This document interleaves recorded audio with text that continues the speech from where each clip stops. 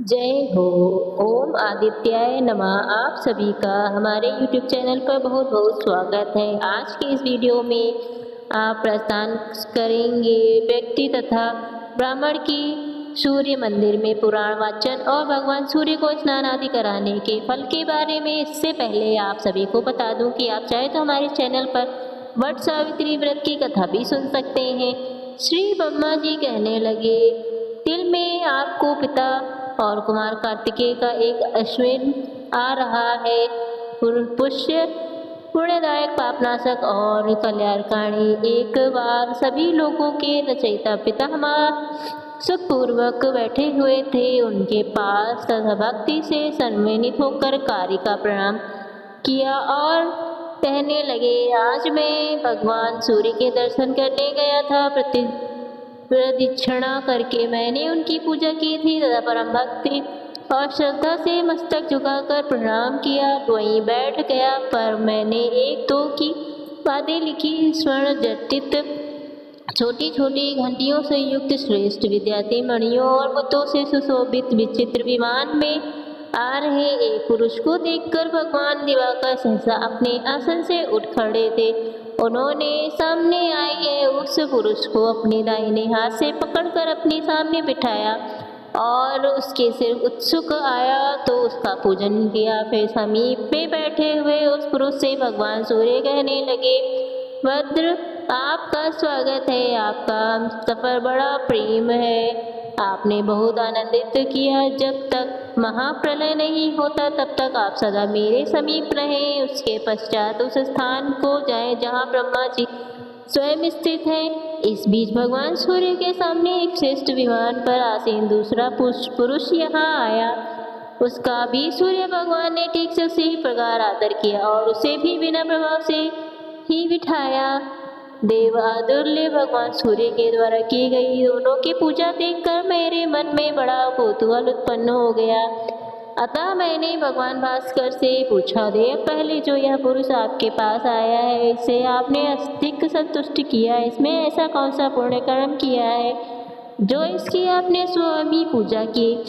इस विषय को लेकर मेरे हृदय में विशेष रूप से कौतूहल उत्पन्न हो गया है। उसी प्रकार से आपने दूसरे मनुष्य की भी पूजा की। यह दोनों सब प्रकार से पुण्य कर्म करने वाले उत्तम जड़ों में भी सर्वश्रेष्ठ मनुष्य हैं। आप तो सदा ब्रह्मा विष्णु शिव आदि देवताओं के द्वारा भी अर्चित और पूजित होते हैं, फिर आपके द्वारा यह दोनों किस कारण पूजित हुए हैं? देवेश, मुझे आप इसका रहस्य बताइए।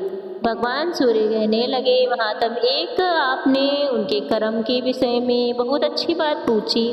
जिस कारण यह मेरे पास आए हैं, अब उसे भी श्रवण कीजिए कि पृथ्वी तल पर अयोध्या नाम की प्रसिद्ध नगरी है, जो मेरे अंश से उत्पन्न राजाओं द्वारा विचलित है। और उस अयोध्या नाम की नगरी में धनपाल नाम का एक श्रेष्ठ व्यक्ति रहता था। उस पुरी में उसने एक दिव्य सूर्य मंदिर बनवाया और वहां से सैकड़ों ब्राह्मणों को बुलाकर उनकी पूजा की और फिर उन्हें ब्राह्मण कराने की प्रार्थना तथा कहने लगे कि द्विग श्रेष्ठ, इस मंदिर में यह चारों वर्णों का समूह पुराण श्रवण करने का इच्छुक है, अतः आप पूरा श्रवण कराएं। जिस भगवान सूर्य के मेरे लिए 7 जन्मों तक वर देने वाले हो, आप 1 वर्ष तक मेरी वती को ग्रहण कीजिए। उन्होंने धनपाल के आग्रह को तुरंत ही स्वीकार कर लिया, परंतु 6 माह में ही व्यस्त धनपाल धर्म को प्राप्त हो गया। कुमार वहीं यह व्यस्त है। मैंने इसी को लाने के लिए भोजा तथा पुण्य आख्यान को कहने वाले कार्य जो फल और पुष्टि प्रदान होती है, वह उसी का फल मध्य पुष्प आदि उपचारों से पूजन करने में मेरे हृदय में प्रसन्नता उत्पन्न नहीं होती, जैसे पुराण सुनने से होती। कुमार गौरव, स्वर्ण तथा स्वर्ण जड़ित वस्त्रों, ग्रामों तथा नगरों का दाम देने से भी मुझे इतनी प्रसन्नता नहीं होती जितनी इतिहास पुराण सुनने और सुनाने से होती है। मुझे अनेक खाद्य पदार्थों द्वारा किए गए अपराधों में भी वैसे प्रसन्नता नहीं होती जैसी पुराणों से होती है। सुरक्षित इससे अधिक और क्या कहूँ। इस रहस्य पवित्र आख्यान के कारण के बिना मुझे अपनी कुछ भी प्रेम नहीं। नरोत्तम, यह तो दूसरा ब्राह्मण है, यह भी उसी श्रेष्ठ अयोध्या नगरी में उत्तम काल का ब्राह्मण था। एक बार वो यह परम श्रद्धा भक्ति से संबंधित होकर धर्म की उत्तम कथा को सुनने के लिए गया था। वहाँ पर उसने भक्ति पूर्वक उत्तम पवित्र आख्यान को सुनकर उन महात्मा श्लोक की प्रदक्षिणा अर्थात परिक्रमा की। फिर यह ब्राह्मण उस परम तेजस्वी वाचक को दक्षिणा में एक माशा स्वर्ण दान देकर परम आनंदित हुआ। यह ही उसका पुण्य है जो यह मेरे द्वारा सम्मानित है। उसी पुण्य कर्म का परिणाम है श्रद्धा भक्ति सम्मानित व्यक्ति वाचक की पूजा करता है, उसी से मैं भी पूजित हो जाता हूँ। मनुष्य अच्छे अच्छे भोज्य पदार्थों के द्वारा वाचक को परितृप्त करता है, उसी से मेरी भी संतुष्टि हो जाती है। मेरी संतानें यमी शनि मंत्रों द्वारा तपस्वी मुझे उतने बड़े नहीं जितना मुझे कथावाचक प्रिय हैं। बचत के असंतुष्ट होने पर सभी देवता प्रसन्न हो जाते हैं और उसमें कोई संशय नहीं, क्योंकि देव सेनापति सबसे पहले संसार के द्वारा पूछे जो मेरा मुक्त हक उसी मुख से संसार का कल्याण करने के निर्मित सभी इतिहास पुराण आदि ग्रंथों में प्रकट हुए हैं। वहाँ मुनि आप मुझे पुराण वेदों से भी अधिक प्रिय हैं, जो श्रद्धा भाव से नित्य सुनते हैं और वाचक को वृद्धि प्रदान करते हैं, परम पद प्राप्त करते हैं। सूरत धर्म अर्थ काम और मोक्ष पुरुषार्थ चतुष्ट की उत्तम युक्ति ने इतिहास पुराण का अर्थ, इसलिए इनको जानने के लिए ही मैंने इतिहास पुराणों की रचना की। जो मनुष्य प्रतिदिन पुराण श्रवण का उत्तम कार्य करवाता है या करता है, वह सूर्य देव से ज्ञान प्राप्त कर परम पद को प्राप्त कर लेता है, दक्षिणा देता है। वह सूर्य देवता लोक को प्राप्त करता है। सूर्य के जैसे देवताओं में इंद्र शास्त्रों में वर्ष है, वैसे तेजस्वियों में अंगूठी नदियों में माना गया है। ठीक वैसे ही हम सभी में इतिहास पुराण वाचक प्राणमठ जो मनुष्य भक्ति पूर्वक पुराण वाचक का पूजन करता है, उसके उस पुण्य कर्म द्वारा इस संपूर्ण जगत में पूजित हो जाता है। ब्राह्मण फिर से कहा कि दिन बेड़ेश्वर भगवान सूर्य के मंदिर में जो मनुष्य धर्म का श्रवण करता है या कराता है, उसके पुण्य से वह परम गति को प्राप्त कर लेता है। जो पुरुष भगवान सूर्य को 3 बार परिक्रमा करके भूमि पर मस्तक झुकाकर सूर्य नारायण को प्रणाम करता है, वह उत्तम गति को प्राप्त होता है। जो मनुष्य जूता पहनकर मंदिर में प्रवेश करता है, वृक्ष मित्र नामक भयंकर नरक में जाता है। जो सूर्यदेव के स्नानार्थ कृत दुग्ध मधु ईश्वर अथवा गंगा की पवित्र नदियों का उत्तम जल देते हैं, इस संपूर्ण कामनाओं को प्राप्त कर पूरे मंडल को प्राप्त करते हैं।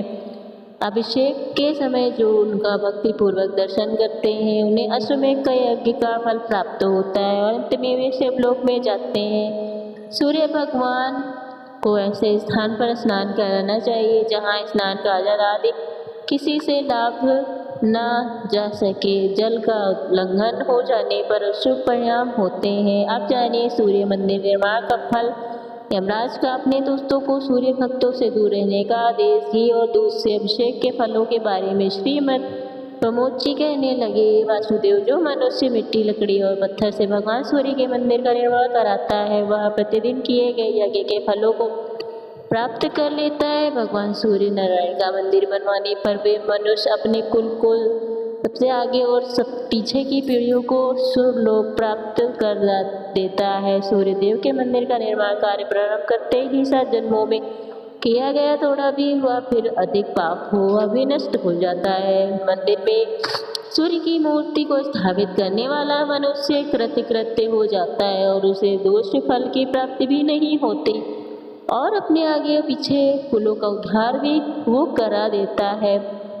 इस विषय में प्रजाओं को अनुशासित करने वाले यम ने पासदंड से युक्त अपने किन्नरों से तो पहले ही कहा था कि इस मेरे आदेश का यह उचित पालन करते हुए तुम लोग संसार में विचरण करो। कोई भी प्राणी तुम लोगों को आज्ञा का उल्लंघन नहीं कर सकेगा। संसार की मूलभूत भगवान सूर्य की उपासना करने वाले लोगों को तुम लोग छोड़ देना, क्योंकि उनके लिए यहाँ पर स्थान नहीं है। संसार में जो भी सूर्य भक्त है और जिनका हृदय उन्हीं में लगा हुआ, ऐसे लोग जो भी सूर्य की सदा पूजा किया करते हैं उन्हें से दूर छोड़ देना। बैठते सोते चलते उठते गिरते पड़ते जो मनुष्य सूर्य देव का नाम संकीर्तन करता है वह भी हमारे लिए दूर से ही प्यारा है। और जो भगवान भास्कर के लिए नित्य नैमित्य यज्ञ करते हैं तो उन्हें तुम लोग दृष्टि उठा कर भी कभी मत एक साथ।